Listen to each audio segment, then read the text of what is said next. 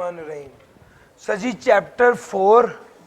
Chapter number 14 में हमारा last area जो रह गया था उसको डिस्कस करते हैं, वो है वेल्थ स्टेटमेंट। वेल्थ स्टेटमेंट, सबसे पहली बात है कि वेल्थ स्टेटमेंट क्या होती है। Sir wealth statement is just like a balance sheet. Wealth statement एक बैलेंस शीट की तरह है। इस स्टेटमेंट में किसी पर्सन के सारे एसेट्स, सारी लायबिलिटीज शो हो रही होती हैं। सर वेल्थ स्टेटमेंट में क्या क्या चीजें आती हैं? एक इसके साथ बनती है एक वेल्थ स्टेटमेंट होती है और एक वेल्थ रिकंसिलिएशन स्टेटमेंट होती है। एक वेल्थ स्टेटमेंट है और एक वेल्थ रिकंसिलिएशन स्टेटमेंट है। वेल्थ स्टेटमेंट में क्या होता है, सारे एसेट्स आते हैं, एसेट्स ईयर एंड पर जितने होते हैं वो सारे लिखे जाते हैं, उसमें से लायबिलिटीज लिखी जाती हैं ईयर एंड पर जितनी होती हैं, एसेट्स में से लायबिलिटी लेस कर देंगे तो क्या आ जाएगा, वेल्थ आ जाएगी। वेल्थ एट ईयर एंड, जिसको क्लोजिंग वेल्थ भी बोलते हैं। वेल्थ स्टेटमेंट में ये चीजें होती हैं। इसी वेल्थ स्टेटमेंट के साथ एक और स्टेटमेंट भी बनती है जिसको कहा जाता है, जी भाई क्या कहा जाता है, वेल्थ रिकंसिलिएशन स्टेटमेंट। इसमें ओपनिंग वेल्थ लेते हैं और इसके अंदर ऐड क्या कर देते हैं, इनकम ऐड कर देते हैं। लेस क्या कर देते हैं,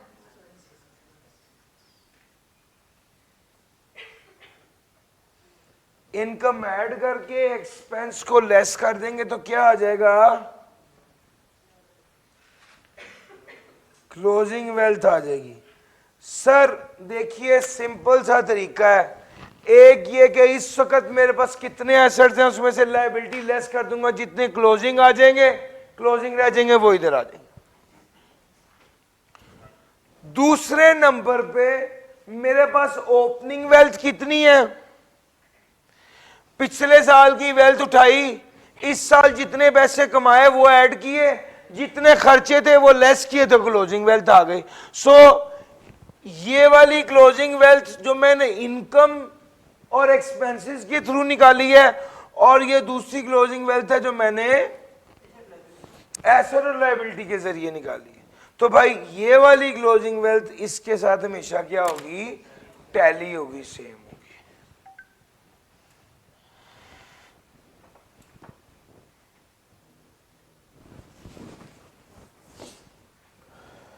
जी ये असल में वेल्थ स्टेटमेंट की स्टोरी है। वेल्थ स्टेटमेंट में आएगा क्या क्या, टोटल एसेट्स और लायबिलिटीज ऑन ईयर एंड या डेट स्पेसिफाइड। ये एसेट्स उसके अपने बंदे के होंगे, उसकी स्पाउस के हो सकते हैं, माइनर चाइल्ड के हो सकते हैं, या और डिपेंडेंट्स के हो सकते हैं। सर ये एसेट्स अगर ट्रांसफर किए हैं तो कब किए हैं और किसको किए हैं और कितने के किए हैं, इसकी डिटेल होगी।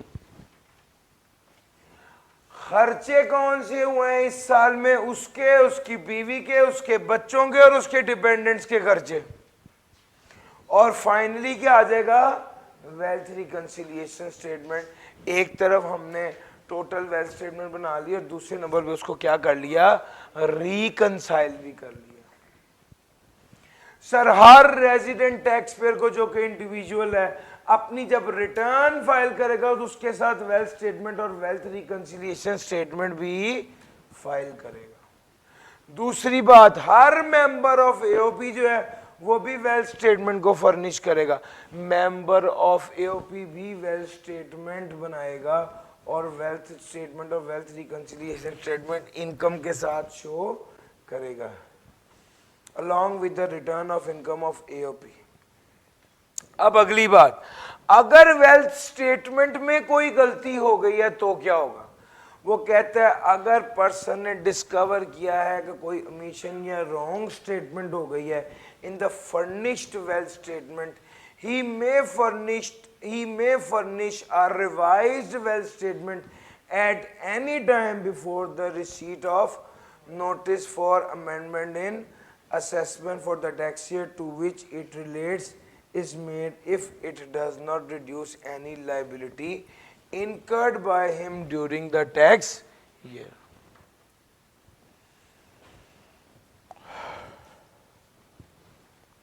तो भाई अगर कोई बंदा डिस्कवर करता है कि कोई ओमिशन या रॉन्ग स्टेटमेंट हो गई है in the furnished wealth statement, तो ही में फर्निश अ रिवाइज्ड वेल्थ स्टेटमेंट, तो वो रिवाइज वेल्थ स्टेटमेंट फाइल कर सकता है। सर जी इससे पहले कि कमिश्नर उसको कहे वो खुद ही अपनी वेल्थ स्टेटमेंट को रिवाइज कर देगा। हाँ बस शर्त एक ही है कि वेल्थ स्टेटमेंट रिवाइज करने की वजह से उसकी लायबिलिटी रिड्यूस नहीं होनी चाहिए। तो कल भी मैंने आपको पढ़ाया था कि टैक्स वालों को यही टेंशन है कि लायबिलिटी उसकी कम या टैक्सेबल इनकम कम ना हो। सर वेल्थ स्टेटमेंट कब तक रिवाइज हो सकती है? वेल्थ स्टेटमेंट 5 साल तक revise cannot be revised after the expiry of 5 years from the due date of filing of return of that tax year. जी उस टैक्स ईयर की due date of filing of return से 5 साल तक wealth statement revise हो सकती है, उसके बाद नहीं हो सकती। तो फिर भी नहीं होगी, तो हमने पहले ही बताया है कि अगर आपको नोटिस आ गया तो नोटिस तो आ ही तब्दीली कर रहा होता है। अमेंडमेंट क्या होती है? नोटिस तो आ ही अमेंडमेंट कर रहा है, उसका मतलब है वो तो वैसे ही अमेंड करना ही है। लो सर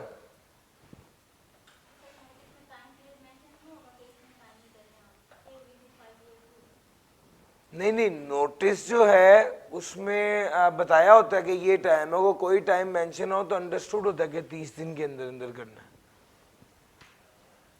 अच्छा जनाब, डिफॉल्ट सरचार्ज की पेनल्टी लगती है? यस, वो तो लेट फाइलिंग पर लगती है। यहाँ अगर आपको फाइल रिवाइज करनी पड़ गई तो फिर भी पेनल्टी तो लगेगी। अच्छा जनाब, वेल्थ स्टेटमेंट क्या होती है पढ़ा दिया। वेल्थ स्टेटमेंट कैसे बनाई जाती है? सर ये पढ़ाने की बजाय मैं क्या करता हूं, आपको खुद वेल्थ स्टेटमेंट बना के सिखा देता हूं। सर जी मेरे साथ चलिए और इसको देखते हैं कि वेल्थ स्टेटमेंट कैसे बनती है। Zahid the sole proprietor of FG&Co is a resident individual and is in the process of filing his wealth statement for the tax year 2007. The relevant information is as under: asset and liabilities disclosed in the wealth statement for the tax year 2006 were as follows. Sir जी 2006 की उसने wealth statement दे दी है और adjustments दे दी हैं, और वो आपसे क्या कह रहा है कि 2007 की वेल्थ स्टेटमेंट बनाए। अब जरा देखिए, जाहिद जो कि सोल प्रोपराइटर है और उसकी ये डिटेल्स हैं: agricultural income in Hyderabad, residential property in DHA Karachi, investment in shares of listed company, business capital FG&Co, motor vehicle, cash at bank, cash in hand। Liabilities आ गई 15 मिलियन की लाइबिलिटी, 1.5 मिलियन की bank loan की liability है, उसके बाद उसने कुछ डिटेल्स बताई हुई हैं। Sir details relating to FG and company are as follows. Income from business for the tax year 20x7। जी बिजनेस की इनकम कितनी है 2540000। ड्राइंग ड्यूरिंग द ईयर कितनी है 4,50,000। Balance of cash in hand at bank on 30 June 20x7 amounted to rupees. Sir cash और bank का balance भी दिया हुआ है और ये ट्रांजैक्शन हुई है। पहली ट्रांजैक्शन एडवांस पे किया है 1 मिलियन का बेंगलो परचेज करने के लिए और जो बेंगलो है कितना 10 million. Sold share of a listed company of rupees 3.5 lakh. The shares were purchased on 1 May 2006 for rupees 50,000। Capital gain tax collected by NCCPL amounted to rupees 37,500। Sir ji shares बेचे पैसा कमाया और टैक्स भी दिया। इसने अपने भाई को भी शेयर्स गिफ्ट किए हैं 1 लाख रुपए के, जबकि उनकी मार्केट वैल्यू क्या थी 1.5 लाख थी। 2 लाख रुपए का इसने लोन उतारा है, बैंक लोन पे किया है और पर्सनल एक्सपेंसेस जो हैं वो 20,75,000 रुपए के पे किए हैं। Net receipts against agriculture income amounted to rupees 2.5 million. वो कहता है जाहिद की वेल्थ स्टेटमेंट और वेल्थ रिकंसिलिएशन स्टेटमेंट बनाइए टैक्स ईयर 2007 की। सवाल यहाँ पे लिखा रहने देते हैं, हम यहाँ पर इसका जवाब प्लेस कर देते हैं। जाहिद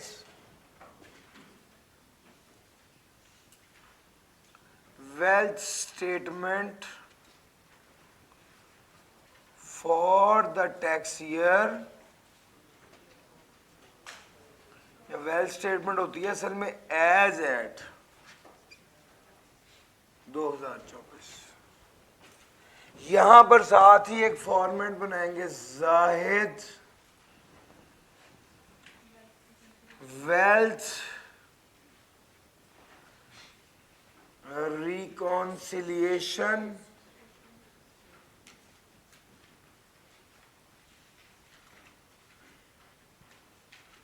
statement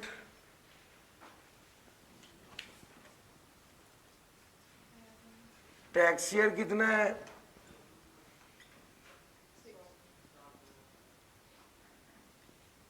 2024 2006 X7 है। सॉरी मुझे फिर यही लिखना चाहिए X7 इधर भी आएगा और इधर भी X7 आएगा। अब सिंपल बात ये है एसेट्स और लायबिलिटी इधर आना है, इनकम और एक्सपेंस इधर आना है, बस दो साथ साथ बना लीजिए। Agricultural land in Hyderabad. Sir जी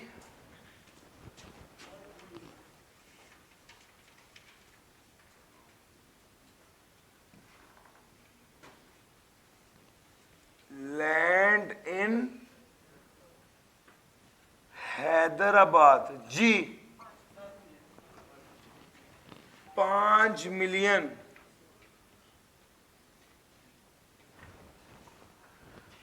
फिर दूसरे नंबर पे आ गया सर रेजिडेंशियल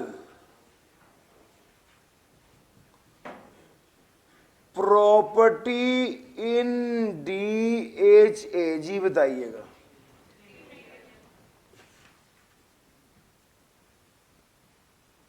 3 मिलियन। उसके बाद आ गया investment in shares of listed company. अब यहां पर इसमें कुछ एडजस्टमेंट है, ठीक है सर, इसको यहां पर जगह छोड़ के आगे चलते हैं। फिर उसके बाद आ गया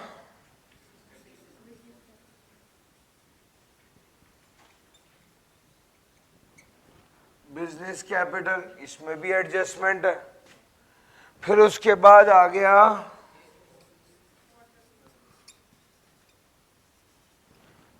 व्हीकल कितनी है सर? ये लिख दिया। उसके बाद आ गया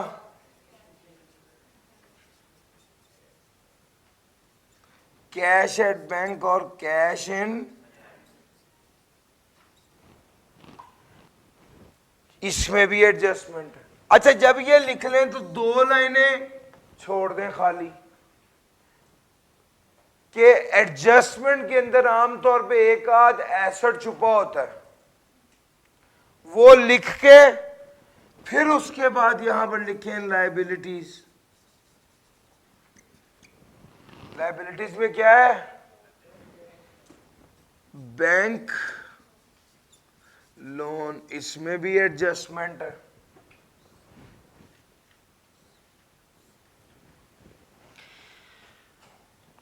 जी, ये सारा कुछ प्लेस कर दिया। अब आगे आ जाएं, वन बाय वन डिटेल पढ़ते हैं। उसने लिखा हुआ है detail relating to FG and company are as follows. Sir ji, income from business है 25,40,000 का, और ड्राइंग है 4,50,000 की। इसका ना सर एक टी अकाउंट ही बना लेते हैं। इसका सर जी एक टी अकाउंट बना लेते हैं, F G and company. Sir जी मुझे बताते हैं ब्रॉड डाउन बैलेंस कितना था? 4 मिलियन का ब्रॉड डाउन बैलेंस था। इनकम कितनी हुई ड्यूरिंग द ईयर? 25,40,000। ड्रॉइंग्स कितनी है? 4,50,000। कैरेट डाउन कितना होगा? निकालिएगा।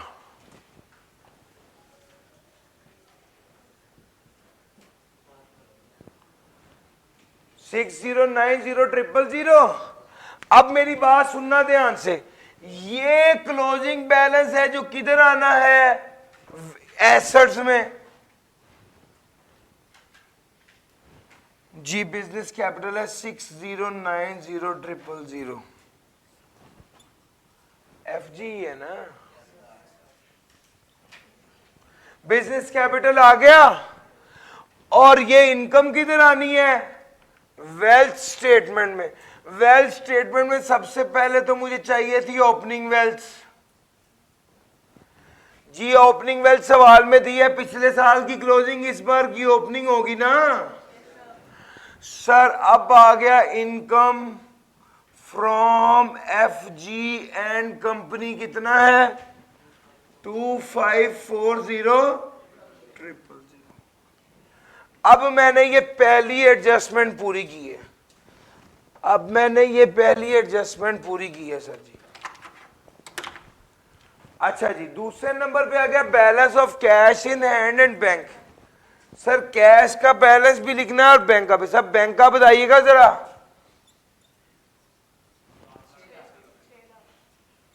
सर जी वो पिछले साल का है, उसने सेकंड बुलेट पढ़िए, balance of cash in hand and bank इस साल के क्लोजिंग डे पर, ईयर एंड पर उसने बैलेंस बता दिया है। बैंक का 7,30,000 है और कैश का, और सर समझ आ रही है? जैसे जैसे आता जा रहा है वैसे वैसे करता जा रहा हूं। सर जी आगे चलते हैं। Transactions carried out by Zahid during the year were as follows. Paid in advance of ₹1 million against purchase of Bangalore. Sir ji 1 million की पेमेंट की है बेंगलोर खरीदने के लिए। अब बेंगलोर जो है वो आपको पता होना चाहिए कैपिटल नेचर का खर्चा है। अब ये एसेट की लिस्ट में शामिल हो जाएगा। 1 मिलियन पे किया तो 1 मिलियन पर। फिर उसके बाद उसने बताया लिस्टेड कंपनी के शेयर बेच दिए 3.5 लाख के, जो कि खरीदे थे 50,000 के, और कैपिटल गेन जो पे किया वो 37,500 है। सर जी यहां पर देखिएगा सेल प्रोसीड ऑफ शेयर्स कितने हैं? Sir ji sale proceed of shares कितने हैं? 3,50,000। कॉस्ट कितनी है?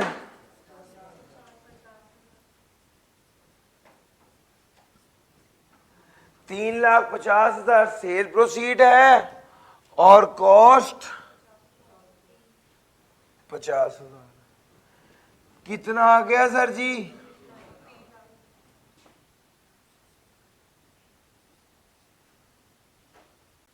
ये गेन। अच्छा, जो इनकम आ रही है उसको तो मैं फौरन लिख दूंगा इधर,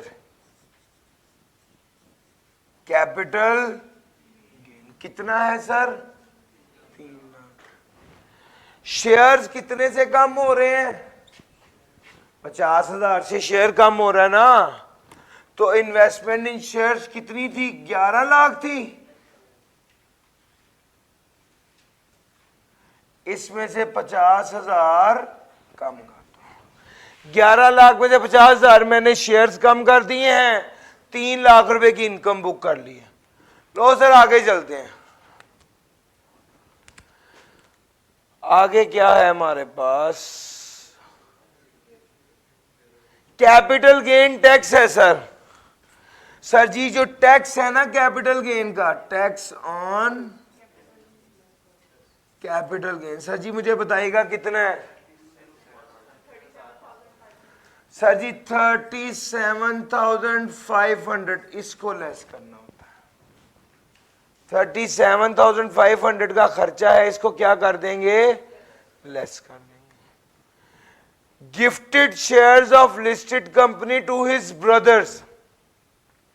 इसने जनाब शेयर्स दिए अपने भाई को 1 लाख रुपए के। सर जी सुनना, ये कोई गेन लॉस वाली ट्रांजैक्शन नहीं है। इसने कितने का खरीदे थे भैया? 1 लाख के खरीदे थे। उस वक्त उसकी फेयर मार्केट वैल्यू 1.5 लाख थी। सर आपने बेच के पैसे थोड़ी कमाए, आपने तो अपने भाई को गिफ्ट किए। एक तरफ 1 लाख रुपया यहां पर लेस हो जाएगा और दूसरी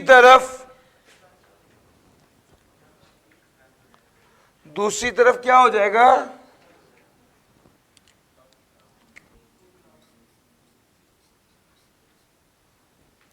गिफ्ट टू ब्रदर है। सर आप पैसे नहीं कमा रहे, तो यहां पर जितने का आपको पड़ा है वो ही लेस कर देंगे। सर 2 लाख रुपया प्रिंसिपल अमाउंट दिया लोन को। सर बैंक लोन कितना पे से कितना था पहले? 15 लाख था ना। 2 लाख पे कर दें, 13 लाख आ गया सर।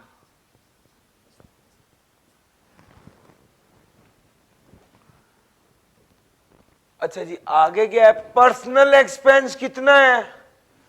20,75,000। सर जी ये पर्सनल एक्सपेंस है। खर्चे जो हैं वो एक्सपेंस सारे रिकंसिलिएशन में आने हैं। 20,75,000 पर्सनल एक्सपेंस भी आ गया। Net receipt against agricultural income. Sir जी एग्रीकल्चरल इनकम भी है। कितनी है सर? 2.5 मिलियन की।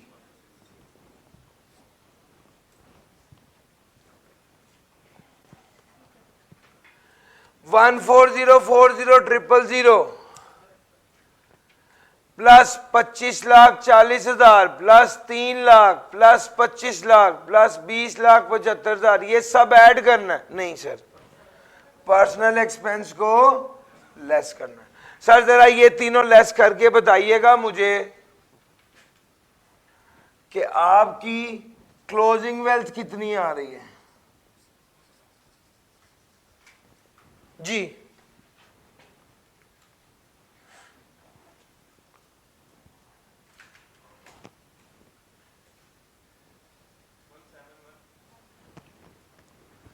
One seven 1675। सर जी अब जरा इसको टोटल कीजिएगा। जरा एक बार मैं शेयर्स ऑफ लिस्टेड कंपनी लिख लूं, 11 में से 1,00,000 एक है और 50,000 एक है, 9 लाख जी। अब मुझे जरा बताइएगा क्या बना।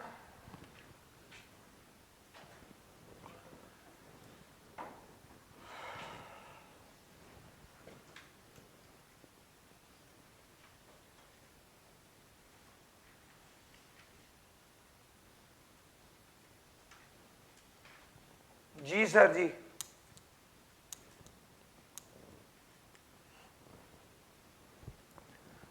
17167,500 ही आनी चाहिए।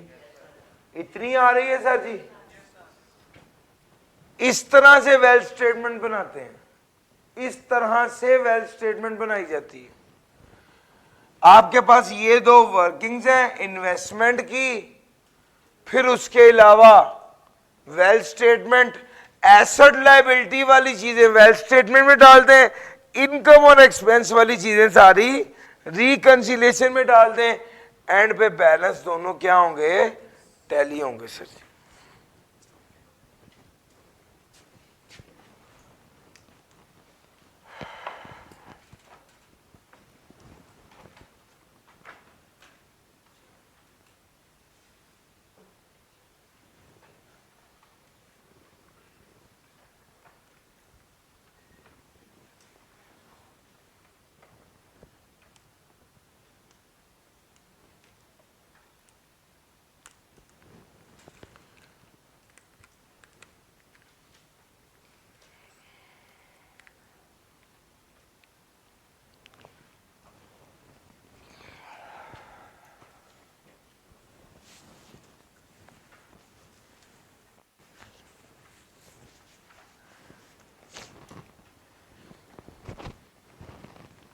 मुश्किल तो नहीं लग रहा सर जी?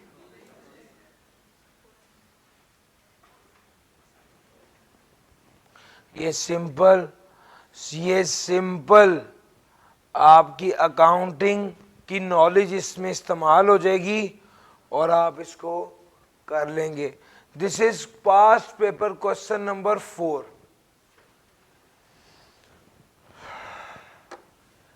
और समझ आ गई तो अगला सवाल करवा दूं? आ जाए जरा E2 पे, ये उससे थोड़ा सा मुश्किल सवाल, उससे एक स्टेप आगे है। E2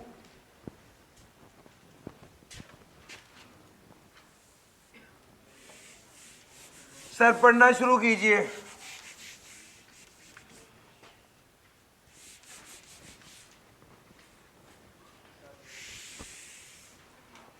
नोट कर रहे हैं? तस्वीर तो उतार ली है, शेयर कर दी है सर जी। उसकी ना आपको वो भी शेयर करवा दूंगा, स्क्रीनशॉट भी। मेरा दिल है कि अगला एक सवाल और करवा दूं, उसमें एक सवाल और कर लेंगे तो फिर मैक्सिमम चीजें जो है ना वो आप कवर कर पाएंगे।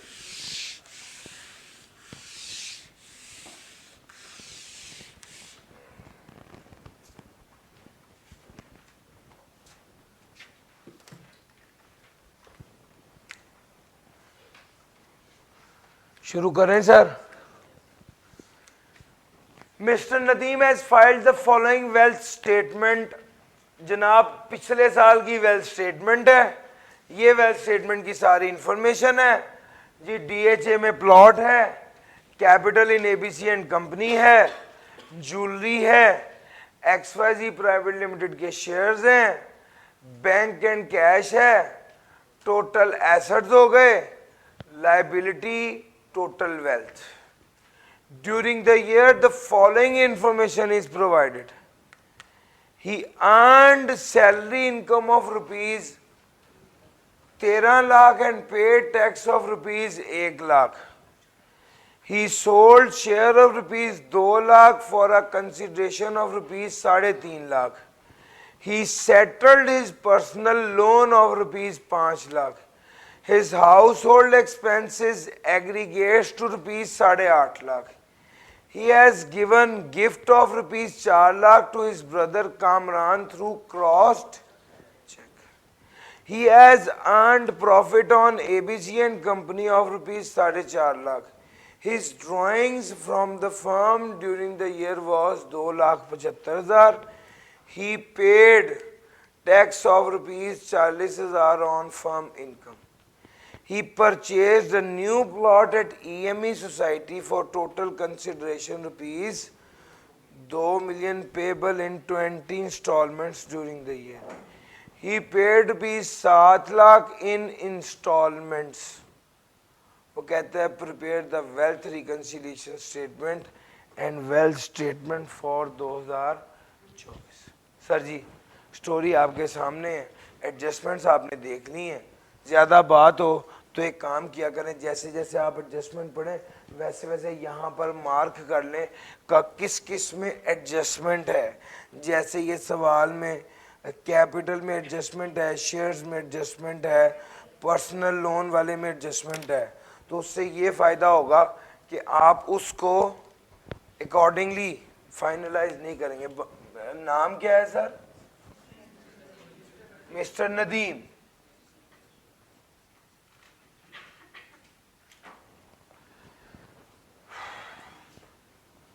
Tax year 2024. अच्छा जी, प्लॉट इन DHA लिख दूं? कोई एडजस्टमेंट नहीं है जी, बताइएगा. 3.5 मिलियन. अब वसूलन तो मेरे साथ करना चाहिए आपको. ये capital in ABC and company, इसमें एडजस्टमेंट है. Yes, working number 1. Working number 1 ABC and company. उसके बाद आगे आ जाएं ज्वेलरी. जी ज्वेलरी कितना है?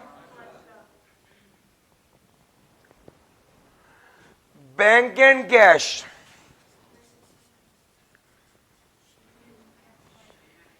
नहीं, शेयर्स दिखना था ना पहले. Shares in XYZ private limited. जी बताइएगा.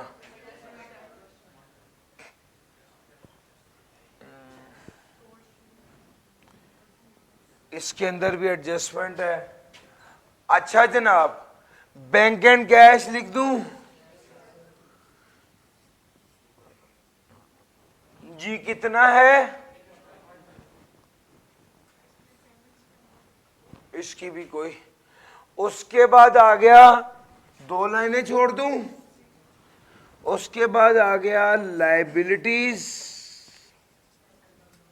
और उसमें क्या लिखेंगे? Personal loan.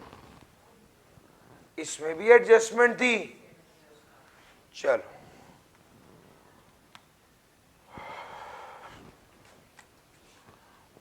ओपनिंग वेल्थ बताइएगा जरा. 10 मिलियन की ओपनिंग वेल्थ थी. अच्छा जनाब, अब हम एडजस्टमेंट्स पढ़ना शुरू करते हैं. सैलरी इनकम कितनी है? सैलरी इनकम है 1.3 मिलियन की. और इस पे टैक्स कितना है?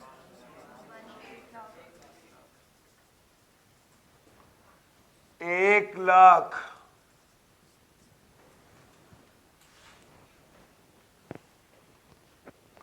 He sold shares of rupees 2 lakh for a consideration of rupees 2 lakh वाले शेयर. सर सेल प्रोसीड है 3,50,000. कॉस्ट क्या थी? कितने का गेन आ गया? सर जी अब ये 1.5 लाख का गेन है. सबसे पहले काम ये करो ना, यहां पर लिख लो कैपिटल गेन. कितना है सर? 1.5 लाख का कैपिटल गेन इधर आ गया. फिर उसके बाद क्या हो गया? फिर आ गया 2 लाख कॉस्ट है. Sir shares in XYZ limited कितने थे? 1 मिलियन के. इसमें से 2 लाख क्या कर देंगे, लेस कर देंगे, तो ये कितना आ गया, 8 लाख। सर जी 8 लाख आ गया।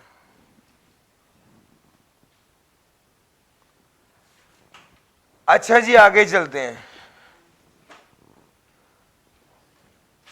अगली एडजस्टमेंट क्या थी, पर्सनल लोन 5 लाख का वापस किया है। सर पर्सनल लोन कितना था, 1 मिलियन में से 5 लाख लेस कर दोगे तो कितना आ जाएगा, 5 लाख का आ जाएगा।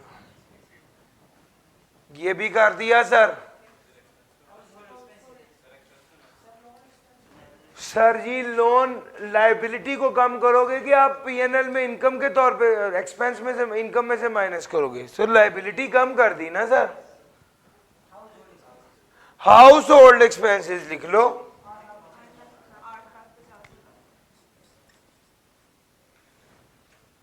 बस ये देखते रहिएगा, मैं तो मूव कर रहा हूं, आपका कैमरा मूव कर रहा है, इस चीज को आपने देखना है। आमतौर पे इस तरह की क्लास में जहां पर इतना होता है वो बंदा थोड़ा अलर्ट खड़ा होके करता है ताकि आगे पीछे मूव कर सके। हाउस होल्ड, अब तो वैसे हो गया जो होना था। हाउस होल्ड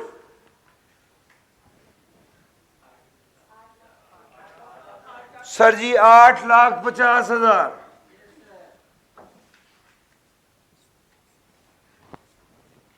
8,50,000 हाउस होल्ड का खर्चा था।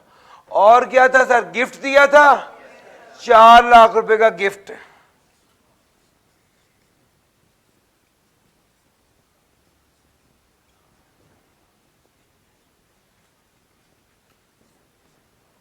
₹4,00,000 का गिफ्ट।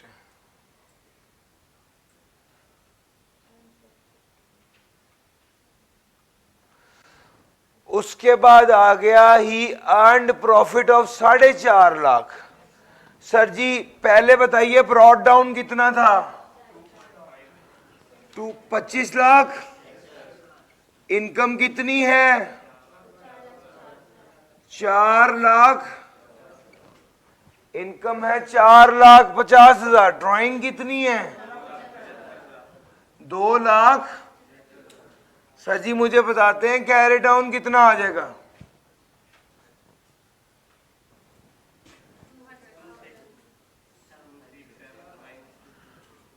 2675,000।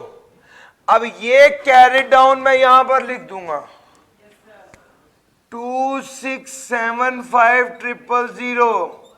और income from AOP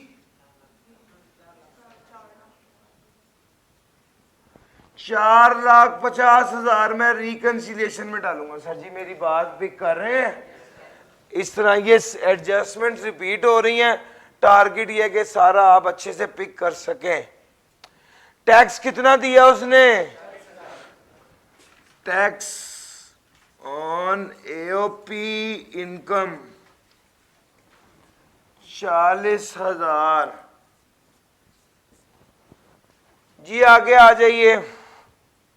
new plot EME society से खरीदा है 2 मिलियन का, 20 इंस्टॉलमेंट है, इसने अब तक पे कितना कर दिया है, 7 lakh. Plot in EME 7 lakh. Low sir. उसके बाद आ गया wealth reconciliation statement of wealth statement. बताइए सर, ये सारा कुछ मैंने लिख दिया। बैंक और कैश एक ऐसी अमाउंट है जो मुझे नहीं पता रहती है। अब इसके 2 तरीके थे। हाँ अब एक तरीका तो इसका ये है कि मैं 1 बाय 1 जो जो एंट्री की है उसका सेकंड इफेक्ट देखता रहूं और कैश का एक लेजर बना लूं पूरा। आमतौर पे इस तरह के सवाल पेपर में जो अब तक आया, कोई 6 नंबर का, कोई 7 नंबर का, उसके वजह से हमारे पास इतना टाइम नहीं है कि हम यही सवाल ही करके 1 घंटा जाया कर दें। तो उसका एक दूसरा तरीका यह कि आप ये सारी चीजें पुट करें और फिर उसके बाद आप क्या कर लें सर, आप इसको टोटल कर लें वेल्थ रिकंसिलिएशन स्टेटमेंट को। जी एक दो स्टूडेंट्स और भी कंफर्म कर दीजिए, इस सारे को प्लस करके इस सारे को माइनस करें।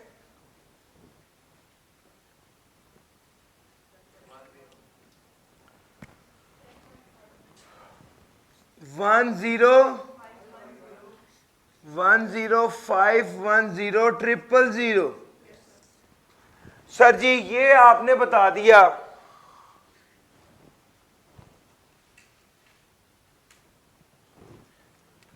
वन 1,0510,000 उधर आ गया और आपको पता होना चाहिए कि ये दोनों हमेशा बराबर होते हैं, यस और नो। तो यहां भी आना चाहिए 1,0510,000। ये लायबिलिटी नेगेटिव में है, अब आप नीचे से ऊपर जा रहे हैं तो लायबिलिटी को प्लस करेंगे, बाकी सारे एसेट्स को नेगेटिव कर देंगे, तो यहां पर आ जाएगी बैलेंसिंग फिगर।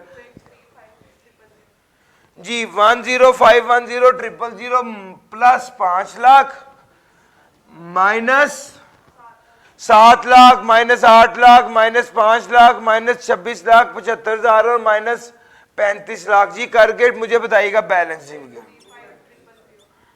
2835,000। सर ये बैलेंसिंग फिगर है, इससे हमारा टाइम काफी कम हो गया। और इस तरह के सवालों में जिस मार्क्स एलोकेशन कम है तो ये सबसे आइडियल तरीका होता है कि इस तरह से आप कोई बैलेंसिंग फिगर निकाल सकते हैं। लो सर ये वेल्थ स्टेटमेंट के दो सवाल थे, मेरे मुताबिक ये दोनों सवाल आपको खुद अटेम्प्ट करने चाहिए ज़बानी। दो बार कर लेंगे, मतलब एक बार मैंने करा दी, एक बार आप खुद करेंगे ये दोनों सवाल, तो ये बड़ा आसान हो जाएगा आपको इसको डील करना। सर आपके पास 4 मिनट आपके पास है, इसको नोट करना है, नोट कर लें, समझना है समझ लें, तस्वीर उतारनी वो उतारने में, उसके बाद हम आगे चलते हैं। सर जी एक भाई का सवाल है, वो कहते हैं प्लॉट तो लिया है 2 मिलियन का, 7 लाख पे किया है, तो बकाया 13 लाख लायबिलिटी भी तो होगी ना। जी इसका जवाब ये है कि या तो आप एसेट फिर 2 मिलियन का रिकॉर्ड करें और लायबिलिटी 13 लाख की रिकॉर्ड करें, या आपने जितना एक्चुअल में पे किया उसको एसेट के तौर पे रिकॉर्ड कर लें, बात एक ही है, फर्क नहीं पड़ेगा। जी और कोई बात सुने जवाब। अच्छा स्टूडेंट्स कुछ लोग जो है वो ये बल्कि काफी स्टूडेंट्स ये बात कह रहे थे कि सर हम याद करते हैं हमें भूल जाता है। याद रखिएगा हर वो चीज जिससे आप लॉजिकली ज़हनी तौर पे आमादा हैं कि हाँ ये चीज़ ऐसे होनी चाहिए और वो आप याद करते हैं, तो वो आपको अगर उसके अल्फाज भूल भी जाते हैं तो भी कॉन्सेप्ट ज़हन में रहता है। लेकिन वो चीज़ जिसकी आपको समझ ही नहीं है और आप अंग्रेजी पढ़ते जा रहे हैं, वो कभी भी आपका साथ नहीं देती। वो आप याद करेंगे तो भूल जाएगी, और अगर आप अपनी तरफ से कोशिश करके पक्का रट्टा लगा भी लेंगे तो पेपर में भी वो साथ नहीं देती। याद रखिएगा हर वो चीज जिसकी आपको समझ है, जो आपकी अकल के मुताबिक हाँ ये ऐसे होना चाहिए, आपको समझ आ गई, आप उससे एग्री हैं, वो ही आपको याद रहती है। और ये जो अंग्रेजी है ये तो बैक एंड पे उस कॉन्सेप्ट का लिबास है, उस वो कॉन्सेप्ट की लैंग्वेज एक्सप्रेस करने के लिए। तो अब उसमें मेन पॉइंट जो है वो ये कि क्या आपको वो बात असल में समझ आई हुई है या नहीं, ये बहुत मेजर। अगर आपको कोई चीज भूल रही है तो एक बार रुक के सोचिए क्या वो आपको कभी समझ भी आई थी, या आप सिर्फ अंग्रेजी पढ़ के जबरदस्ती उसको अपने दिमाग में रखने की कोशिश करें। वो नहीं रहेगा, वो कभी भी नहीं रहेगा। और एग्जाम लेवल में जबकि आप पर प्रेशर होता है, बाकायदा पेपर प्रेशर होता है, उसमें आप ये सोचेंगे आपने कोई रटा लगाया तो याद रहेगा, नहीं, सिर्फ कॉन्सेप्ट रह जाता है, रटा उड़ जाता है।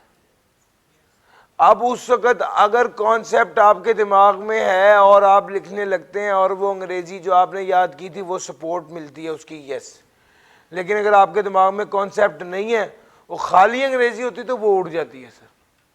अंग्रेजी नहीं रुकती बंदे के दिमाग में, और रुक सकती भी नहीं है। आपने कितनी अंग्रेजी पढ़ी है सर? तो ये कैसे हो सकता है कि आप लॉ वाली अंग्रेजी है, अलहदा है, टैक्स की अलहदा है, अकाउंटिंग में भी है, ऐसा नहीं है कि वो आपके दिमाग में रह जाएगी। दिमाग में कॉन्सेप्ट रहता है, और आपके पेपर में टेस्ट भी कॉन्सेप्ट होते हैं। आपके पेपर में टेस्ट भी कॉन्सेप्ट होते हैं। लो सर, पास पेपर की तरफ आ जाते हैं। क्वेश्चन नंबर 1, किसको रिटर्न फाइल करनी है? ए पार्ट। बी पार्ट, कमिश्नर के पास क्या पावर है कि वो नोटिस इशू कर सकता है कि रिटर्न जमा करवाई जाए 12 माह से कम के पीरियड की। तीसरा पार्ट, अगर कोई बंदा रिटर्न ना जमा कराए तो कमिश्नर के पास क्या पावर है? क्या ये सवाल कर लेंगे? यस और नो? आगे आ जाओ। अच्छा, कौन से ऐसे लोग हैं जिनके पास प्लॉट है या फ्लैट है?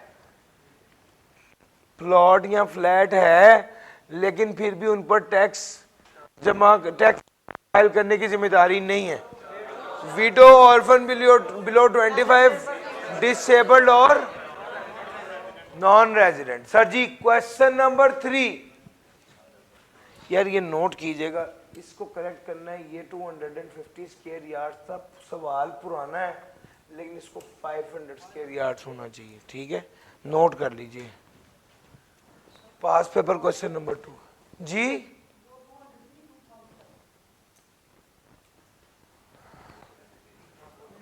आप गलत कह रहे हैं, उसका आपको पता ही नहीं सवाल क्या है।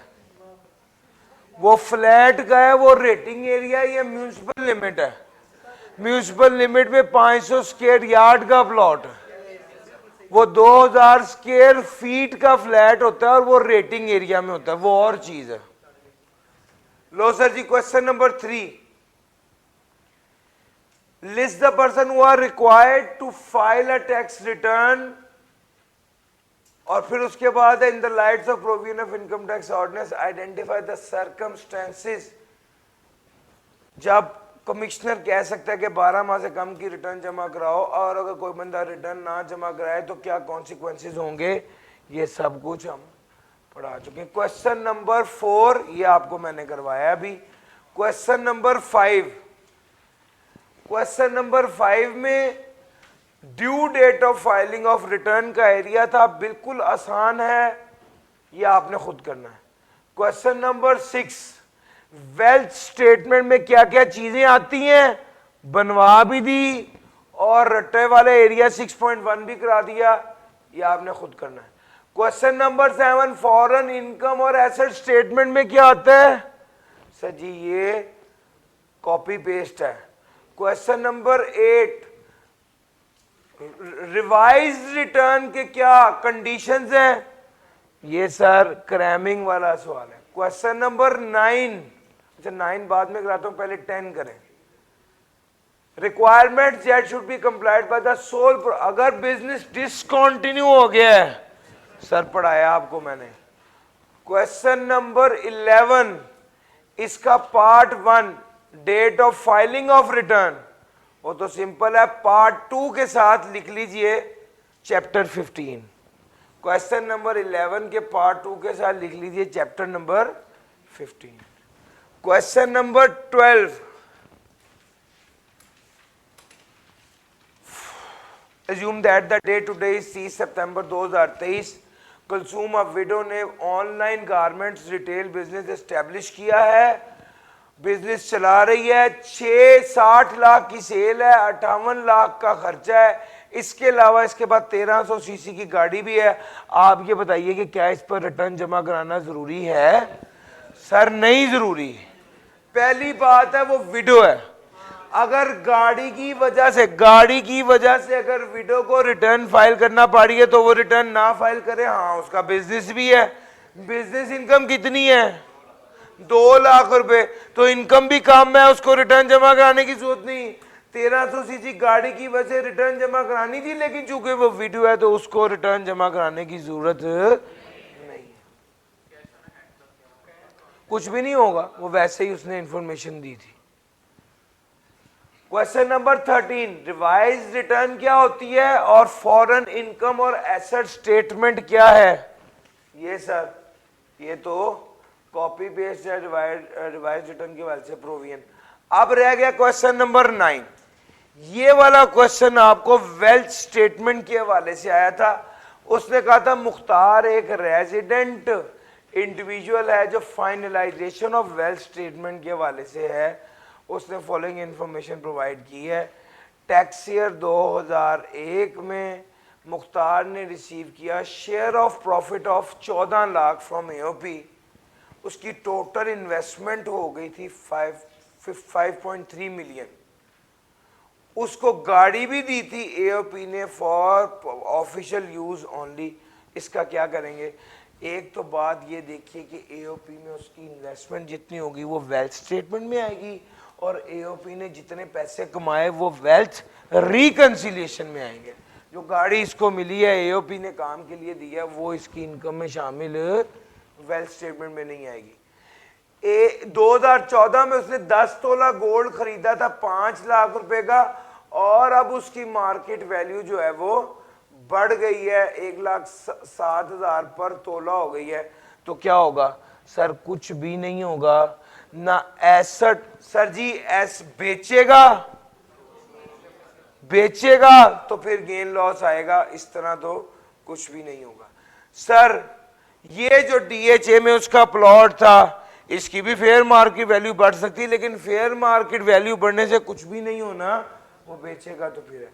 ड्यूरिंग द टैक्स ईयर 2021 उसने अपनी पर्सनल गाड़ी 18,76,000 की बेच दी, जो खरीदी थी 17 लाख रुपए की। सबसे पहली बात है 17 लाख रुपए की गाड़ी एसेट में कम होगी, 18,76,000 रुपए का कैश बढ़ेगा, और 1,76,000 रुपए का रिकंसिलिएशन में वो आएगा गाड़ी बेच। गर्चे ये टैक्सेबल नहीं होता, लेकिन इसको डबल एंट्री तो पूरी करेंगे ना, वरना वेल्थ स्टेटमेंट आउट हो जाएगी। टैक्स ईयर 2021 में उसने पे किया 6 लाख रुपए आउटस्टैंडिंग, जो 6 लाख था वो पे किया। 10 लाख का लोन था, उसने 6 लाख पे कर दिया। तो सर 6 लाख पे किया है, 6 लाख से लायबिलिटी कम होगी और 6 लाख से कैश भी कम होगा, एक्सपेंस में कुछ भी नहीं आएगा। वो यही कह रहा है कि आप ये बताएं कि इसको वेल्थ स्टेटमेंट और वेल्थ रिकंसिलिएशन स्टेटमेंट में इन मैटर्स को कैसे डील करेंगे। मैंने 1 बाय 1 आपको बता दिया। सर चैप्टर नंबर 14 मैंने करवा दिया अलॉन्ग विद पास्ट पेपर्स। इंशाल्लाह कल हम चैप्टर नंबर 15 शुरू कर रहे होंगे। आज के लिए इतना ही था। Thank you.